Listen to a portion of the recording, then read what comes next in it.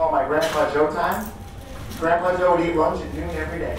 Clockwork, rain, shine, tuna fish, or cottage cheese, every day at noon. We are officially presenting during my Grandpa Joe time, so feel free to take some candy and pass it around. I'm going to speak today about leadership. I'm going to speak today about leadership and not necessarily the actual work at ESPN. A couple things to know. There's someone in the back, Mike Resnick, who used to be part of my team. So if you want to go up to ask him and say about how much of that is really true, feel free. And there's plenty of ESPN interviews. You can say, well, he's 90% BS. Okay. If you look up on the internet, let's say you Bing it, don't Bing it in here, Google it. Leadership has 455 million definitions or so. Don't do it now.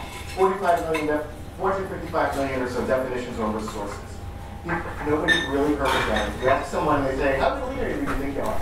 If you say I'm a really good leader, then you probably have a problem. Because starting at the lowest levels, when you're a leader of one, to when you're a leader of a few, to when you're a leader of a company, everybody sort of struggles with it. So in that, I kind of want to stick my head in the lion's mouth and tell you things I've learned, and essentially try to help you not make the mistakes that I've had.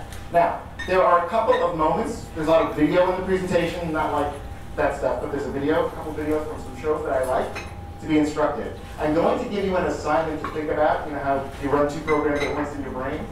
If the video runs into trouble, I'm going to start calling on people to answer the challenge. Ready? You have to devise a brand position statement for yourself.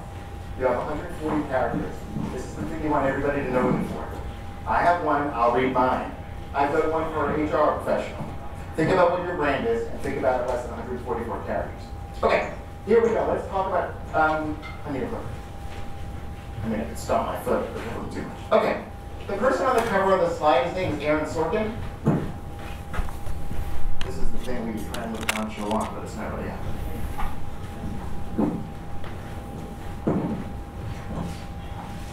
A priest and a rabbi walking to a bar. Okay. Of course, it's somebody's statement is them already. Anyway, the presentation I'm going to give is based on a guy named Aaron Sorkin.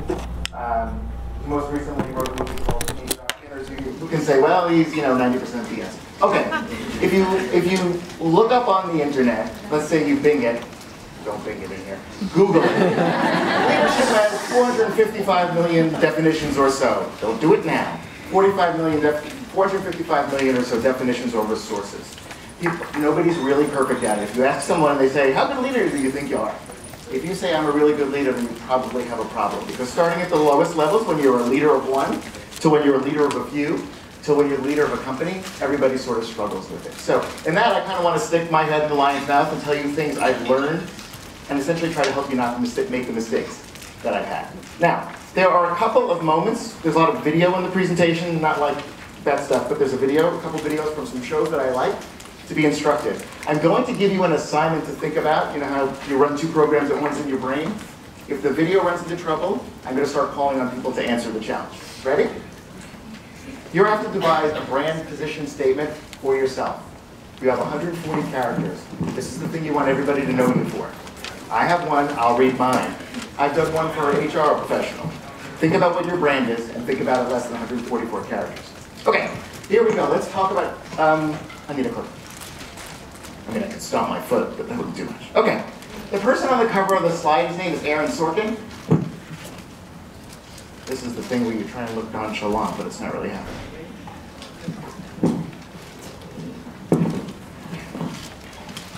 A priest and a rabbi walk into a bar. No. Okay. Of course, it's somebody's statement is them already. Anyway,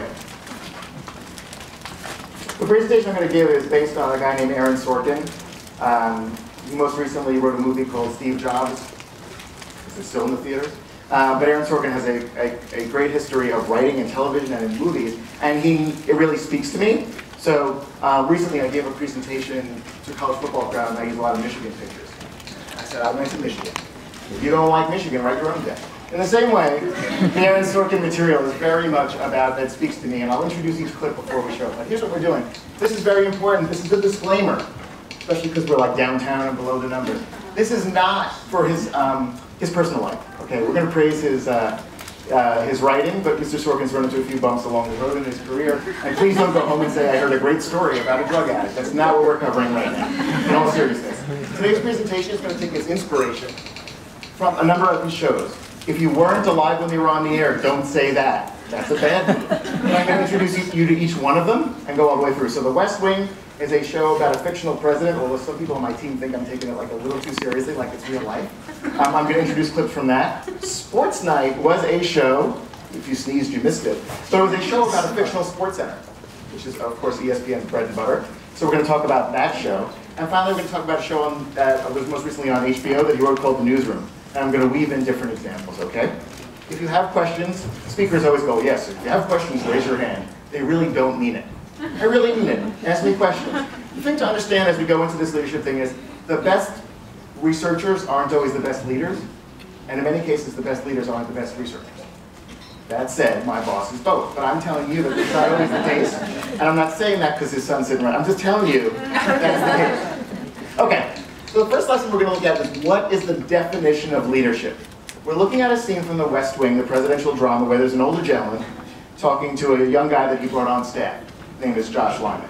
And Josh has recently been in a shooting, and he had to go through a workshop in post-traumatic stress disorder. He was telling everyone that he broke his hand on a glass, but he really didn't break his hand on a glass. And the older gentleman is going to confront him about what he learned during the post-traumatic situation.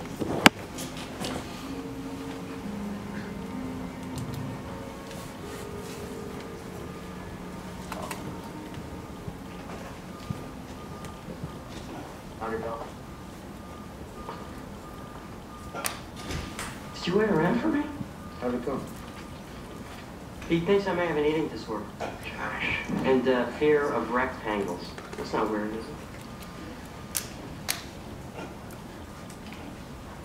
I didn't cut my hand on glass. I broke a window in my apartment. This guy's walking down the street when he falls in the hole. The walls are so steep he can't get out. A doctor passes by and the guy shouts up, "Hey, you, can you help me out?" The doctor writes a prescription, throws it down in the hole, and moves on. Then a priest comes along and the guy shouts up, "Father, I'm down in this hole, can you help me out?" The priest writes out a prayer, throws it down in the hole, and moves on. Then a friend walks by. "Hey, Joe, it's me, can you help me out?" And the friend jumps in the hole. Our guy says, "Are you stupid? Now we're both down here." The friend says, "Yeah, but I've been down here before and I know the way out." Okay. I love that story. And it happens a lot across the arc of which you're a manager.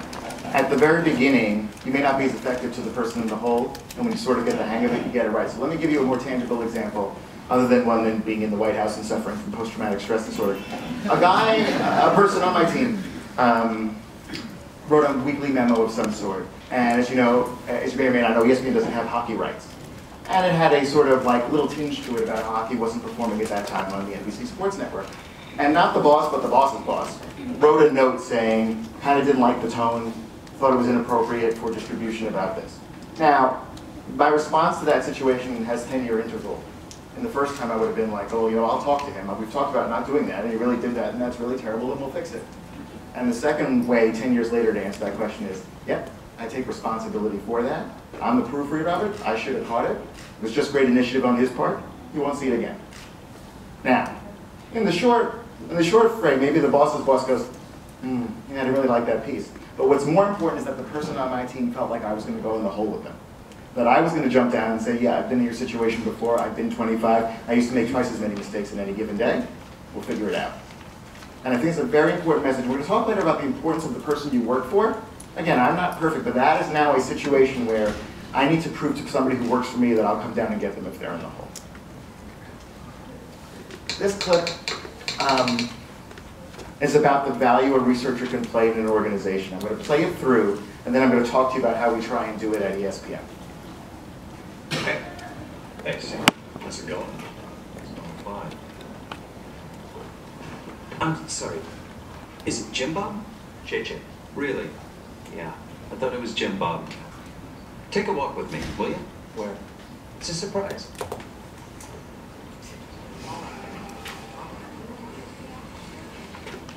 You guys know who Philo Farnsworth was? Philo Farnsworth? Yeah. And what's going on? He invented television. I don't mean he invented television like Uncle Milty. I mean, he invented the television in a little house in Provo, Utah, at a time when the idea of Transmitting moving pictures through the air would be like me saying I figured out a way to beam us aboard the Starship Enterprise. Yeah, look, he was a visionary. He died broke and without fanfare. The guy I really liked, though, was his brother-in-law, Cliff Gardner. He said, Philo, I know everyone thinks you're crazy, but I want to be a part of this. I don't have your head for science, so I'm not going to be able to help much with the design and the mechanics of the invention, but it sounds like you're going to need glass tubes. JJ, You see, Philo was inventing the cathode receptor, and even though Cliff didn't know what that meant or how it worked, he'd seen Philo's drawing, and he knew he was going to need glass tubes. And since television hadn't been invented yet, it's not like you could get them at the local TV repair shop. I want to be a part of this, Cliff said. I don't have your head for science. How would it be if I were to teach myself to be a glass blower, and I could set up a little shop in the backyard, and I could make all the tubes you'll need for testing? There ought to be congressional medals for people like that. Maybe so. I've looked over the notes you've been giving over the last year or so, and I have to say they exhibit an almost total lack of understanding of how to get the best from talented people. excuse me, but You said before that for whatever reason I seem to be able to exert some authority around here. I assure you, it's not because they like me. It's because they knew 2 minutes after I walked in the door, I'm someone who knows how to do something. I can help. I can make glass tubes. Thanks. I know it's a longer clip, but to me this epitomizes everything we're trying to do in the ESPN research department-wide, which is we take sort of the same approach, which is I've never made a minute of television, never made 30 seconds of radio in my life, but we pay a lot of close attention to what the creative executives in the company are looking for, and we try to provide those glass tubes, the insights. What do people want from the program? What do they want from the sport? We show up saying, we can't really understand how you make all this television stuff, but here's the insights we bring and we want to help. And it's incredibly invaluable because it makes the producers think. It makes them know that we care about their property. This is going to sound ridiculous, but we study ESPN a lot. We watch countless episodes because when you walk into someone's room, whether it's Danny or it's Gail, and you want to approach them and say, hey, what's on your mind? What are you worried about? The most important thing on their mind is their show. And you have to demonstrate a cogent understanding of it and how you can help. Making glass tubes, providing those insights so the show people can take them and get them and make the show better is terribly important. The way I describe it is we take all the things that fans say, all the things that fans are doing, put it through a prism and give strategic advice to the producers. There's a very important part of this too, which is researchers tend to make this mistake, and I say it with all kinds of respect. Don't ever walk into a room and say, the data says this, you should do this. It's great to have an opinion, don't get me wrong. Having an opinion is great. What you have to be prepared for is they're not going to do what you're going to say. Here's again, 10-year interval. 30 years old, I wanted them to say whatever I said they should do, whatever we said they should do.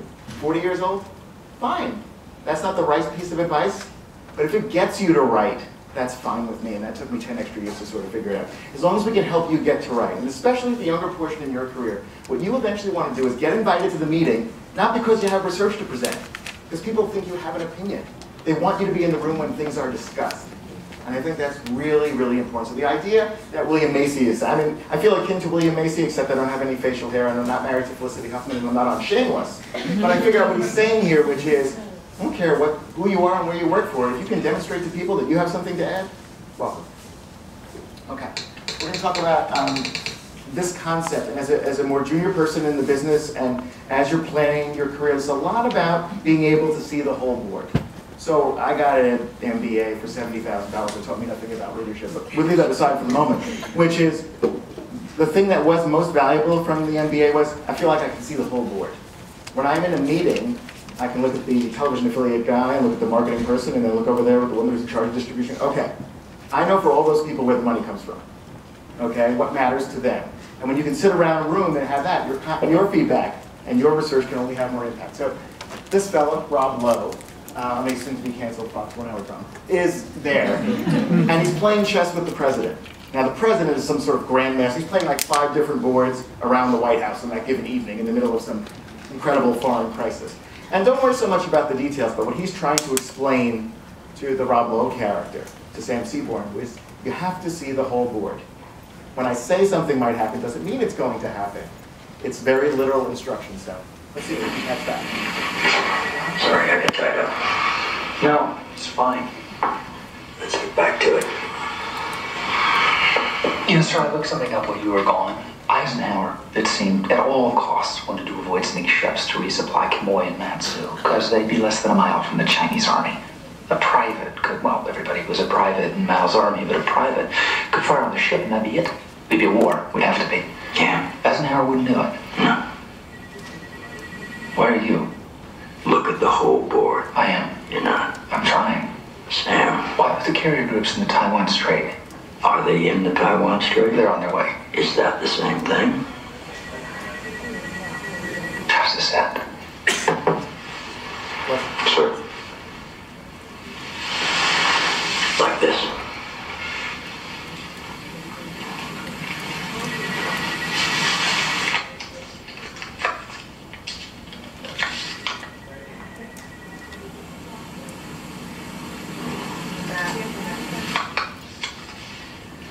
Turn them around. I'll make some calls and thank people. Yes, sir. Thank you, by the way. You too.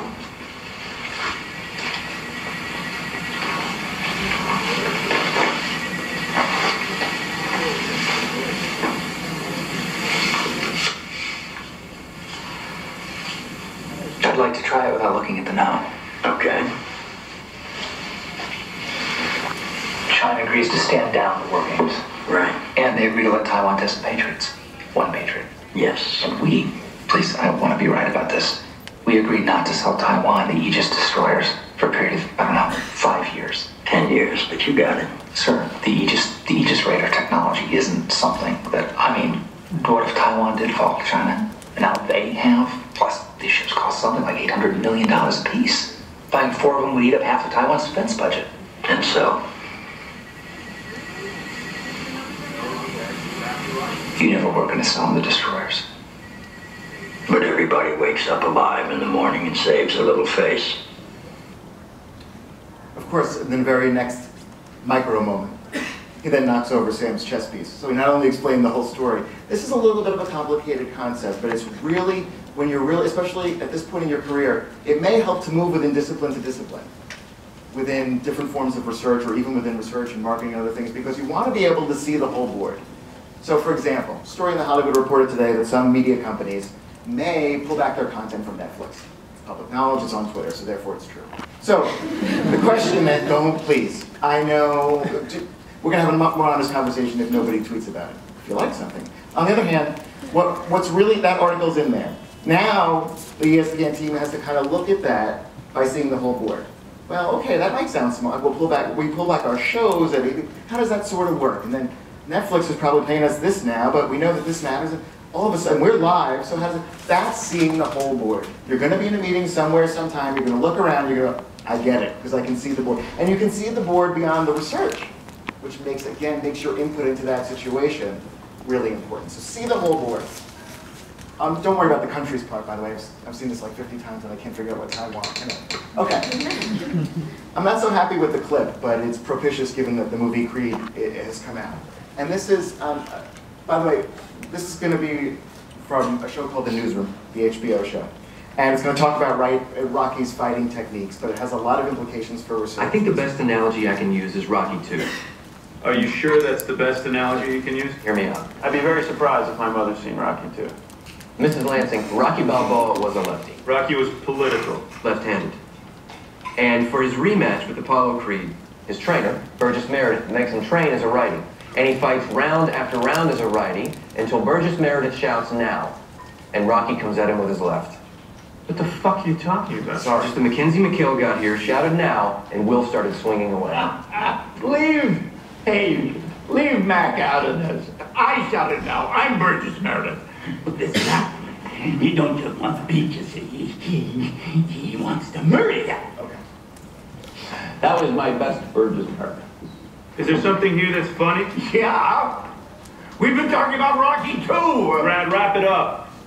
I guess that is a real sign of timing. I think Creed is like the 7th Rocky movie, and I'm referring to the second one. The principle, though, is very, very important, as you can tell. We do a lot of qualitative research in my department, a lot of storytelling in that. Sometimes it's important to punch with the other hand, okay? Sometimes it's good to work with your ratings team or to work with your digital team and go all out with numbers. Let's go 2 decimals. Let's throw it down, because that's the better way of telling you the story. You don't want to be pegged as, oh, this is a very nice qualitative researcher, but I wouldn't trust him with a calculator. You don't want that. You want to be well-rounded.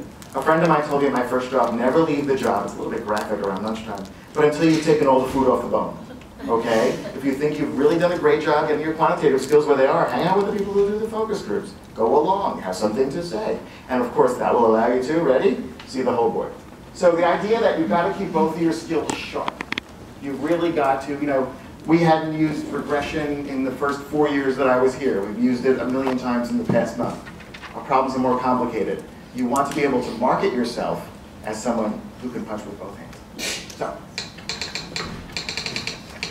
funny story, I don't know if Lauren would remember if she was at that meeting, but this Will McAvoy guy, we got asked to present to Keith Olbermann, a popular news commentator and sports commentator, bless you, who came back to ESPN after a long stint.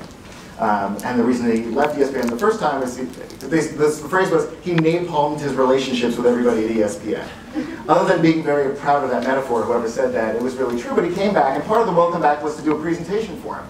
And I think I'm nervous. There's a few people at ESPN that make me nervous, only about 2 or 3, and intimidated. And so somewhere, not in this deck, but a deck, I included an image from the Newsroom, right? And I know that he's a little, so far politically left, he doesn't write on the right side of the page. And I said to myself, I'll just put something in from Newsroom, he'll like it. Presentation's going great. All of a sudden you flip, there's a picture of Will McAvoy, and Olbermann goes, can we just stop here for a moment? That's a very bad sign. Very rarely will people say, can we just stop here for a moment? Because I'm in love with this insight. No, can we stop for a moment? He goes, he started shaking his head. I said, I just wish Sorkin would have given me credit. And I said, another mistake. Tell me more. He said, the character is so blatantly a knockoff from me that it's insulting to me. The least he could have done is write me a check. And second mistake. Tell me more. There's a line in the 3rd episode where Will McAvoy says, New York, it'll be a great city once they finish it. His dad, Ted, was an architect. So Mr. Olbermann said, a whole bunch of my ex-girlfriends called me up and said, listen, that's your father. This whole show is about you. And I was going to tell me more about the multiple ex-girlfriends, but I just decided to sort of let it go. So anyway, we're very careful with our art that we put in decks. Just be careful that you know everything about the people you're talking about. This woman is Olivia Munn, and she's, Olivia, this is Munn, right? I get Munn, yeah, okay. And she is responsible for the Patriots' downfall at the moment. She's dating Aaron Rodgers. We look at everything through sports terms. She's dating Aaron Rodgers and Will McAvoy, and they're going to talk about a concept called the greater fool. There we go. Nice. Bring it home. Who is the girl sitting in the back of the newsroom? I don't know. Listen. She's been sitting there all day and all through the broadcast, and I feel like I know her. Yeah. The greater fool is actually an economic term. It's a patsy. Thanks for that. For the rest of us to profit, we need a greater fool.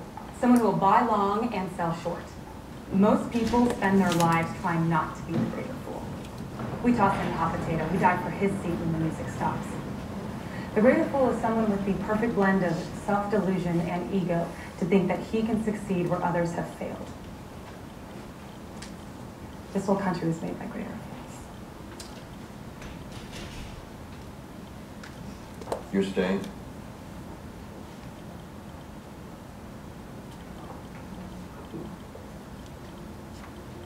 What I like about the clip is she's encouraging him. She's saying, you're so clearly a greater fool. You're so clearly not someone who drives over the lines in the road, excuse me, and someone that connects the dots all the same way. And while many times we're looking for that person, the person who follows each and everything the way it's been done, I don't think our research environment allows that anymore. I think it's a lot about being a maverick and stepping forward. And once I felt comfortable enough, I was going to get my job, which was the 3rd month I was here.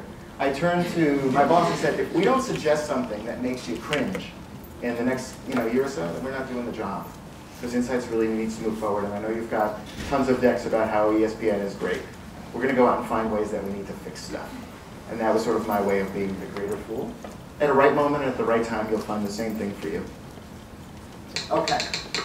My favorite, and Mike knows this, is I only have like 2 rules because, again, I don't really know. You can make it up as you go. But you're going to watch a scene. This is Casey, okay? And Casey's going to be talking to another dude who's an attorney general of New York City. And a woman's going to come in. Her name is Dana. Okay, so what is the scene going to be about? It's essentially the one fundamental rule I have. Don't ask people to be really smart one moment and really stupid the next. I'm sorry if that's inconvenient to you, but I tell a lot of stuff to my team that may be above board and might get me locked up in the research clinic. But we're asking at every moment of the day, we need you to be smarter about the Olbermann show, or we need you to be smarter about SportsCenter, or can you see that little subtle gesture? I mean, in some ways, qualitative work is about stereotyping different behaviors and cataloging them in your head. You can't ask the people, and it bothers me especially for junior folks, yeah, we're going to stop the information flow at this level. We're not going to cascade it that way. And so, listen, if you're trusting them with your data, if you're trusting them with your babies, tell them the most important thing. Tell them the most important thing should go all around the company and be treated judiciously until people don't earn it, okay? So recently, Disney had some, ESPN had some reorganizations. My whole goal there, don't ask people on the team to be stupid. They can see it, they can read it, they know what's going on. Let's have a candid conversation about everything. It's very important that whether it's your boss or whether it's somebody else, it's gonna be a clip about they both figure out that he's cheating with someone, whatever. But the whole point is, the other guy's asking him to be a fool at the right moment for him. And it's not gonna work. Then I'll tell you a funny story about Ted. But I like watching Dana important. in action. Who doesn't? Listen, I better get in action. Shout if you need me. I need you. Just like that. Hey, Gordon, you ever met a woman who works downstairs named Sally? Really tall? Yeah. She's the executive producer on West Coast Update, 2 a.m. Yeah, and we've talked a couple times. Yeah. Yeah.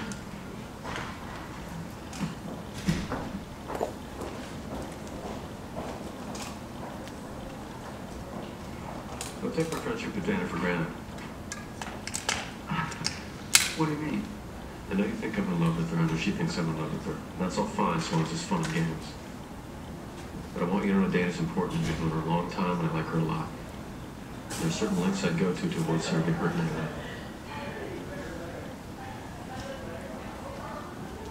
What's in your mind, Casey? I'm wearing a shirt, Gordon.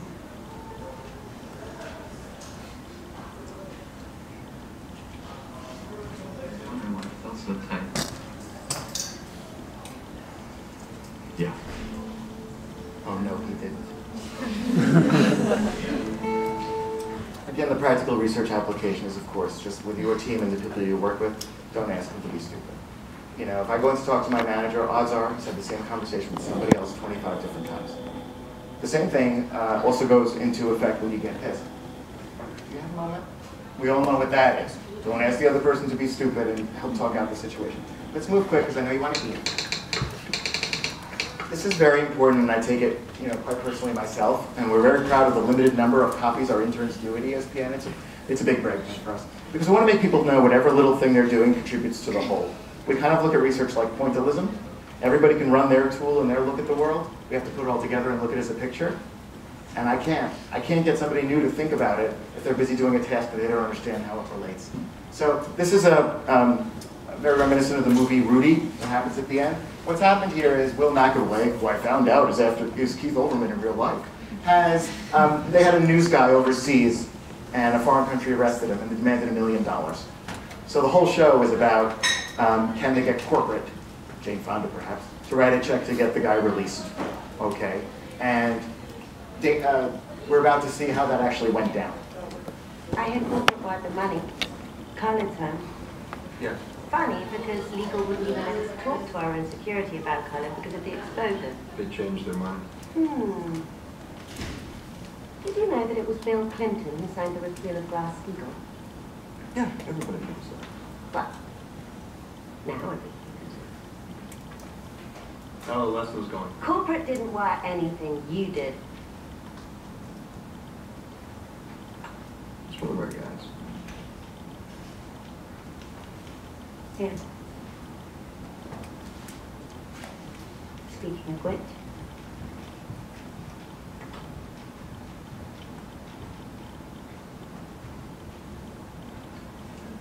It's not much, but I'd like to help with this. You can't afford it. Please. Sure, thank you. All right. So, much. Maggie, Please, what's this in the memo line? read it. Coach.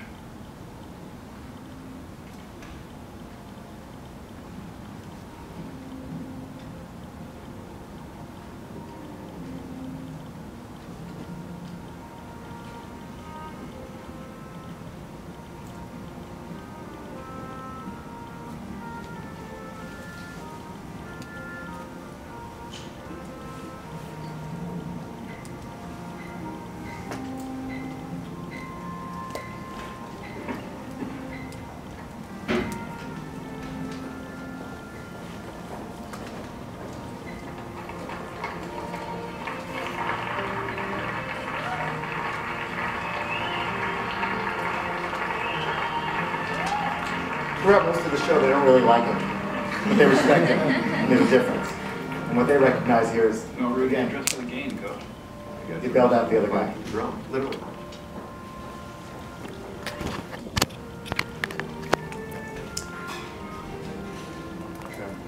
What you don't want to do is run away from those moments, and it creates a collegiality. This is the other rule I have, and again, 10-year differential, because in my late 20s and 30s, it was all about I, okay?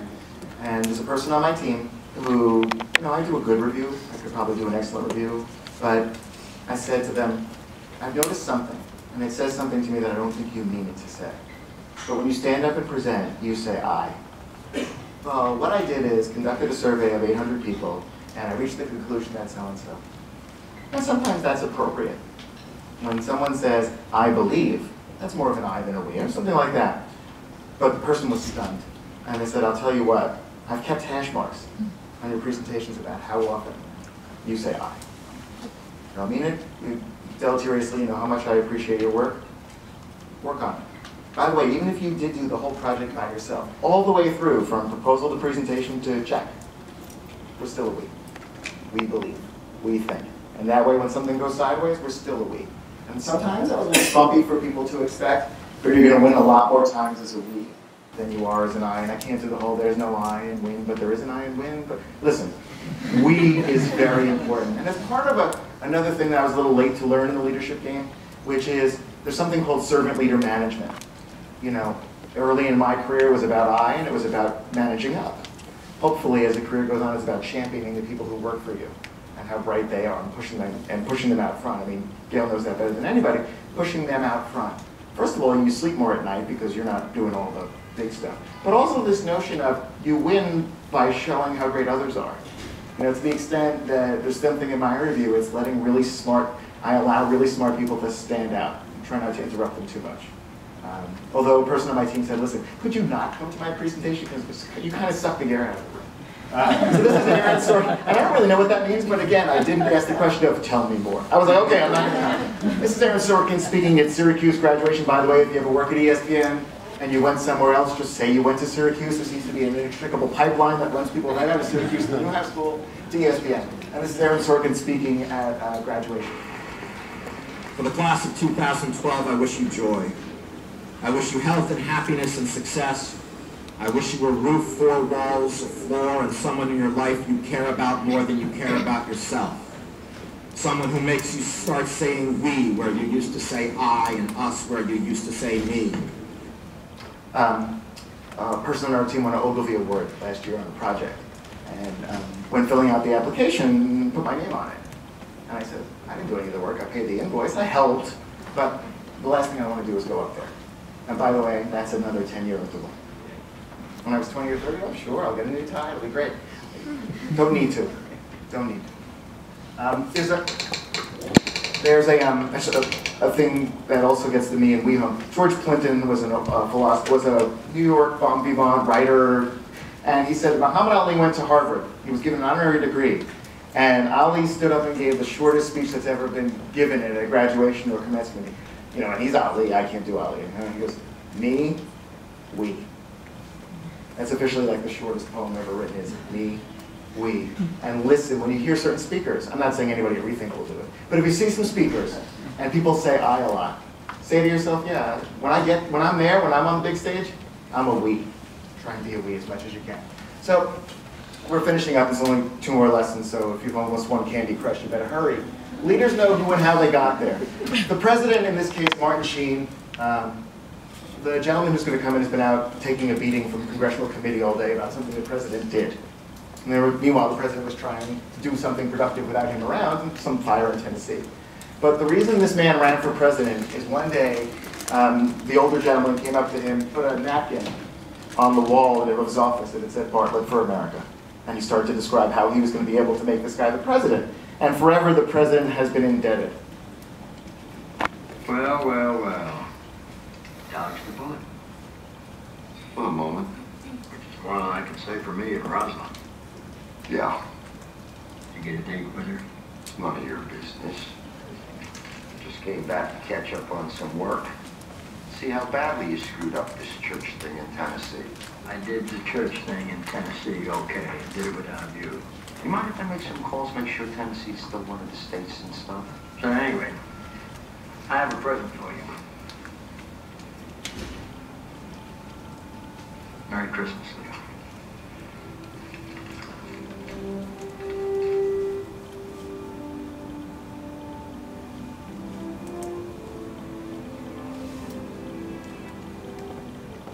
That was awfully nice of you.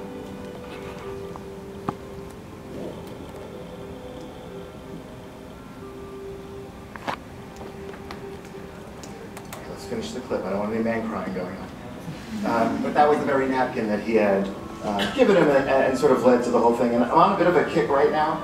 I picked about 10 people who've been influential at a certain point in my career, and I've reached out to them to thank them. Okay? So there was a woman at Comedy Central who was especially helpful to me in learning and development and stuff like that. And you know, I called her, I wrote to her and I said, listen, I don't know where you're working now, but I wanted to thank you for that. Was a big part of my career. I'm not sure I would get here without the help that you gave me. Ready for the creepiest part of this? She said, thank you, it's very meaningful to me, it's been 15, 20 years. And she said, you're never going to believe where I am. And again, tell me. Tell me more. I'm at the ESPN offices in North Carolina interviewing for an HR job. This close to getting her a job at ESPN, but it's interesting how those types of things work. Pick the people. Now, the other correlation to this is you should have in your wallet a list of the 12 people you would call right now if you lost your job. Your list of 12.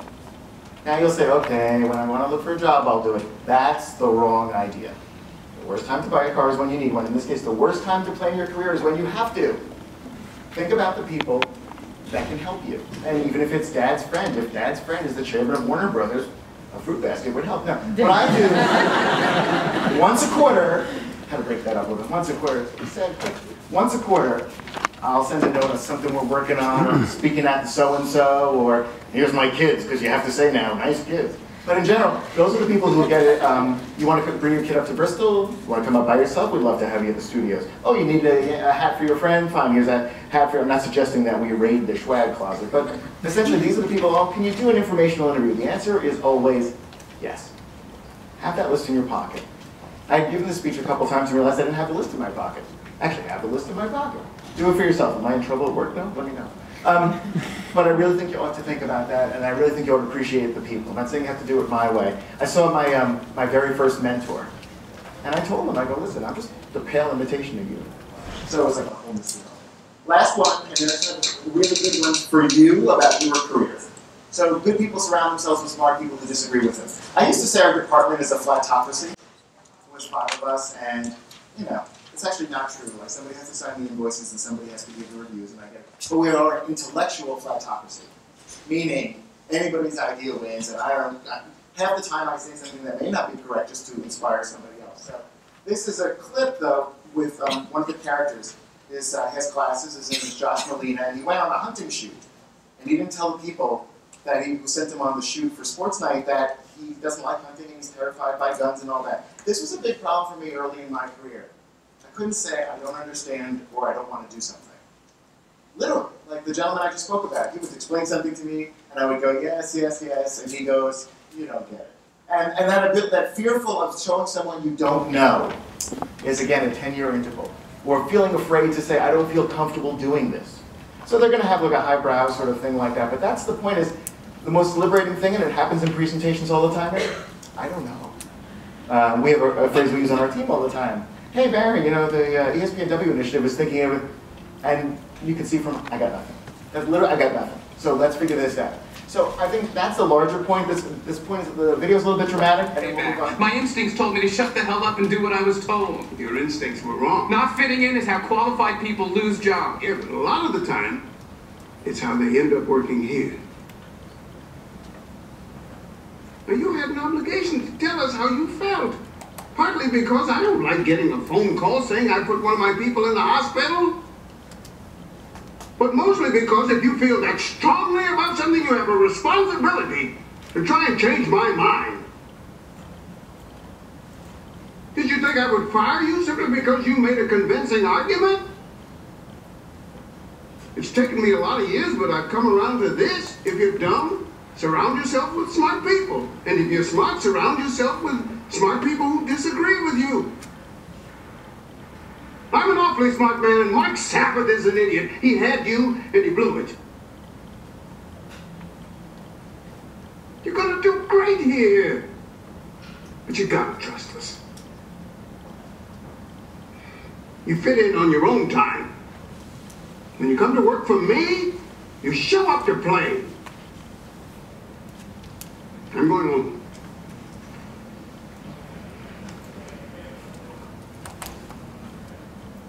You don't know us very well.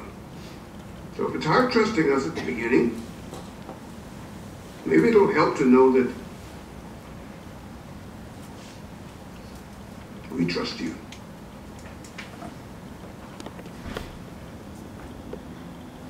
Good night.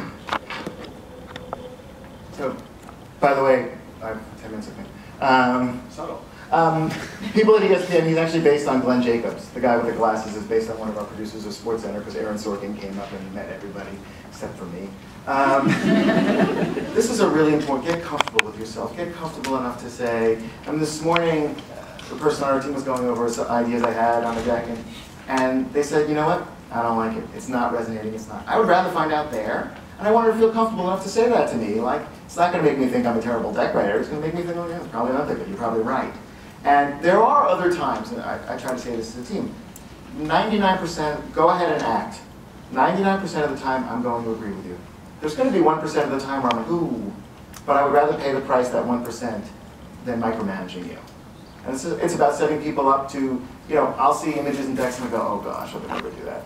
But I'm willing to give ground on those things for the people to be confident when it's done. Okay, maybe not to the president of ESPN, but if it's the market, no offense to marketing, if it's the marketing department and they want to try a different thing, there's actually real value in that to give people the latitude to do what they want, which 10 years ago, again, I wouldn't do. I'm going to run through things that will be especially helpful for you, and I want to thank you for indulging me in the whole Aaron Sorkin sort of oddity, but I needed to find a voice to tell you things other than, hey, you should really read Warren Bennis's book about leadership. Okay, so we talked about what leadership before. Think about your brand promise, and think about what it is that you want people to associate you with. As soon as I find my iPhone, I'll read your mind, but that's your little tweet. Stay in your lane. We use this at ESPN a lot. I'm not going to go through the origin of the phrases, but generally, find something you're good at, find people who allow you to do that thing you're really good at, and rinse, wash, repeat. Do that. I'm not saying don't learn other things, but one of the things that works great at ESPN is I used to be in charge of, like, ready for this, the ratings, uniques, things like, that's not my forte. I'm more of a fluff and fold guy. I'm more of, okay, here's what all the data says, what are we going to do about it? I'm in my lane. I couldn't do what any of my peers do. I know enough what to ask for. Don't say if I don't. I know enough what to ask for, but I can't do it. Okay? So I found a lane that works for me. And my boss, when he hired me, said, listen, we don't do what you do. I don't do what you do. Why don't you come here and do it for us? So that's how the whole thing works. Job interviews are not the same thing as rushing a fraternity or sorority. In a job interview, you're very interested in selling yourself and hoping that they'll like you and take you and pay you loads of money and give you a great office. But you have to make sure equally that you like them. And sometimes it can be really tempting just to convince, you know what, my whole life I've been dreaming about paper clips. And when they went color, it was a whole other thing. But then when they got those black clips, it was just, you know, it was just a religious experience. Like, don't sell yourself like that so much. I should tell you, my nickname at Rush, believe it or not, I went in fraternity, was Gnat, that annoying bug that flies in your face all the time. Simmer down. Respect the interviewer. The interviews are tough, but please respect the interview enough to go on, you know, I was going to make another Google, but learn a little bit about them and what the company's been doing. I'm always astonished when people come in and they haven't done you the courtesy of looking what's on ESPN tonight or what's coming up or things like that. And my favorite interview question is, tell me something you don't like about ESPN's programming. I have a list. People who work there have a list. And I want to hear an opinion. And people, it's like the old question, what's your weakness? Well, I'm too ambitious. Please answer the question, okay? We've all been through that. What's the best answer? Well, I try too hard and I get upset. But the real answer in this particular case is just give me an opinion. If you give me a thoughtful opinion, I don't care if I disagree with it or not. I'm starting to think about where you might sit. And then I have to call HR. So as soon as you're done with the second opinion, let's move on. Opinion really matters, and it's something researchers weren't really comfortable with for a long time. So as long as you, in general also, as long as you give the data and you demarcate, this is where we're going to tell you our strategy, otherwise known as, we're going to make this part up based on this. That's okay. And I think for a long time people were afraid to step over that line. Within reason, you can step over the line. You're not working for the company, you're working for a boss. Am I doing okay? And what was very uncomfortable the first time I presented this presentation is, see where Mike's sitting? That's where my current boss was sitting. I kind of told him, like, it might be helpful if you did some work upstairs, because I'm going to talk about some leadership changes, things I haven't done well. But he was great, he was right there. The thing about working for a boss is you might say, oh my gosh, I got the best offer at Google. I'm going to be the CEO, Chief Imagination Officer, and eat apple pie every day. And you're really working for the boss. You're really working for that individual at a certain point. We say that to folks on our team. Every once in a while, someone will say, you know, I haven't had a raise in a while, I want more responsibility. And I'll say, you've told me this is your challenge, that you're unhappy, you may be looking or whatever. I said, now you have to give me the opportunity to respond. I'll go to HR, I'll talk to the people, I'll fill out the form, I'll give examples, all that stuff. Don't leave until I do that. Give me a chance to make a plan. Okay, and I'll respect what it is that you're up to. But you're working for the person. I work for somebody who's fallen down the hole with me because he knows the way out and is protecting me at different times. You have to feel what we talked about in the first point is that they're going to protect you. Working at a high-name job but realizing your boss is a bit of a crud is a terrible revelation to run into. It's really about the person. I guarantee you, like working at ESPN would be great. And people go, oh, you must like it because of the sports and the people. And ooh. No, I like it because I respect the people I work with and the person that I work for. And I know they're not going to crush me. We'll talk about sort of, don't justify your role, do your role. Because we talked about the list of 12 ratings. I started, when I worked at a consulting firm, I said to the person, I'm a senior vice president. Is there something I should do? As if I was supposed to pop out of a cake when I first got there. And she gave very good advice, though. She said, listen, I wouldn't ever even use your title. It's about 15 minutes into the work. You're going to say something, and they're going to go, oh, that's why he's here. I think that's really important, too. People love the trappings. Oh, is my business card ready? Am I the senior, chief chairman of research? Yes, I'm very important. No, people will realize it based on the things that you have to say. Okay, questions? I know we're running tight on time, and it's Grandpa Joe time. Anybody have something? And I'm going to read you my tweet. Who's got a question? One time I want to be the microphone. Anybody? I'm telling you, if nobody has a question, I'm going to show more Aaron Sorkin clips. If you weren't working at ESPN, if you weren't working at ESPN, what you're doing now, what would you be doing? Okay, we're not going to use the circus clown joke. We're not going to use the. I would want to be in the room when Jeff Bezos talks about what he's doing next. I'd like to move from research into actual strategy, as they say, get some skin in the game at a big company like that, or the Walt Disney Company when they're making Star Wars, or anything like that. But when I read you my personal tweet, the word research isn't in there, which is no slight to research. It's just sort of like something that I feel that was a really hard question.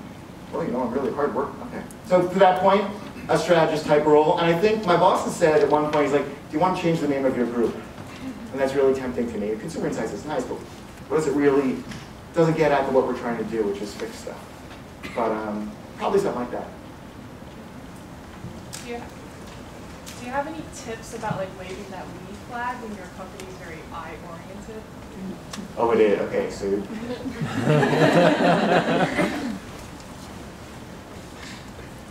I think it sounds a little infantile, the structure there. I think people will respect you if you use the we, if they're subtle enough, if they're attuned subtly enough to know that's what you do.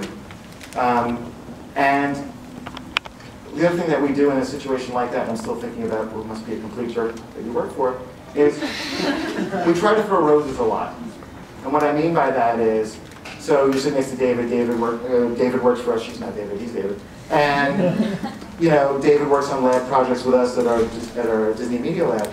And I might say, you know, we really didn't have this idea, but it was something that David suggested, and it was really very helpful to everyone. And David gets these people, David's good, yeah, and get recognized for their work. Honestly, that we try to almost like build people who are in the room into the we. It's very hard when you have an eye manager or an eye person above you. It's probably going to take making them look good for a while to try and.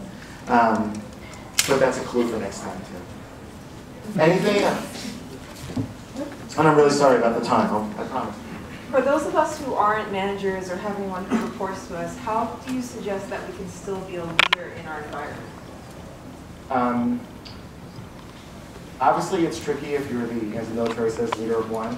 What we're doing a lot more than more at our department is collaboration and bringing people from cross-teams, cross-functional teams to solve problems. So I think it provides you with sort of a forum at that given time to either officially be the leader or at least to take hold in charge and show colleagues who might know you as well. Listen, I understand, and you take the leadership principles and apply it to that group, which is I'm going to give people lots of time, we're a we, I'm going to support them, and to ask your manager and other managers in the group, can we do more of this informally? It's a good time to take every opportunity they're willing to pay for you to go to leadership training and leadership program. Best program I ever went to was at Harvard. Harvard had a class in how to manage a difficult conversation. How do you fire people? Or how do you give tough feedback that they need? And I've been to it twice, probably need to go a third time. It's real, because there's role play. So in that unofficial organization, also when boss needs a volunteer to work on the big committee that boss's boss cares about, you're all in. And industry stuff. You know, nothing makes everybody a we faster than winning an Ogilvy. Oh yes, we won one. But active in the community, it's, in the research community. And that wasn't a plug for young pros. So you seem, it seems like, some of your advice, you seem like a very fearless person, you can kind of just, take on, a lot of these challenges. So, like, how do you build yourself up, to really be able to just go out and just kind of,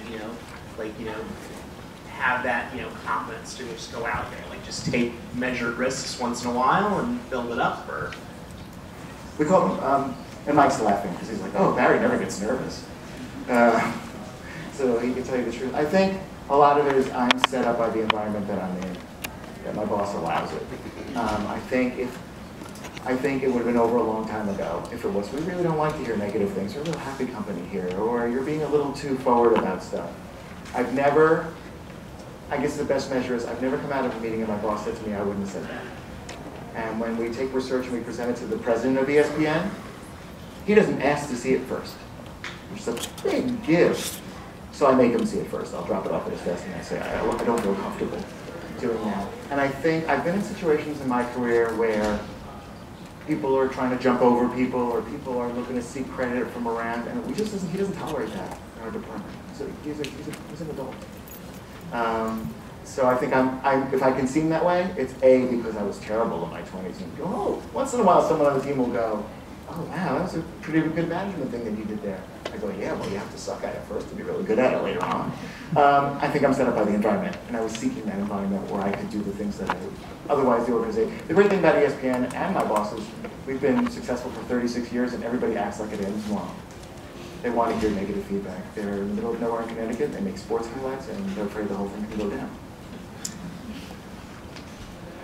Well, this gentleman, and then I'll give you Grandpa Joe time to have your pasta, and then maybe I'll read you my statement. Oh, go ahead.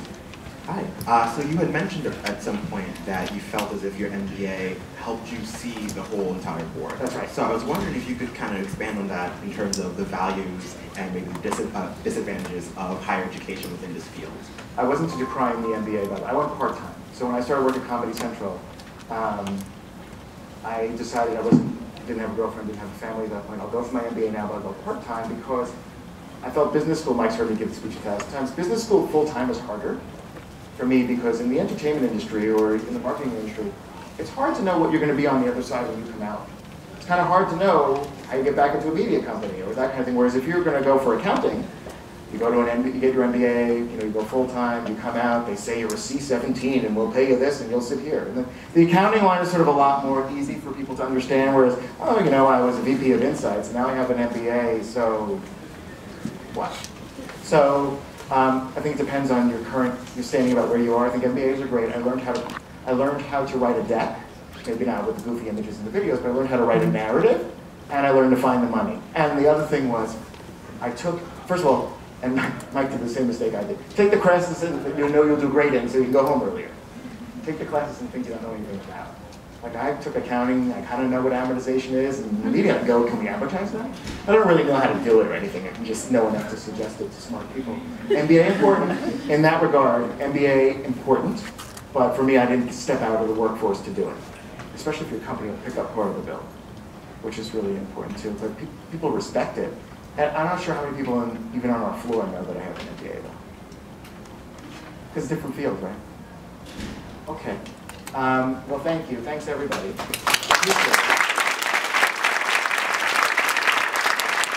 think the grand thing was something like, strategic leader, blah, blah, blah, with immeasurable enthusiasm who perspires creativity.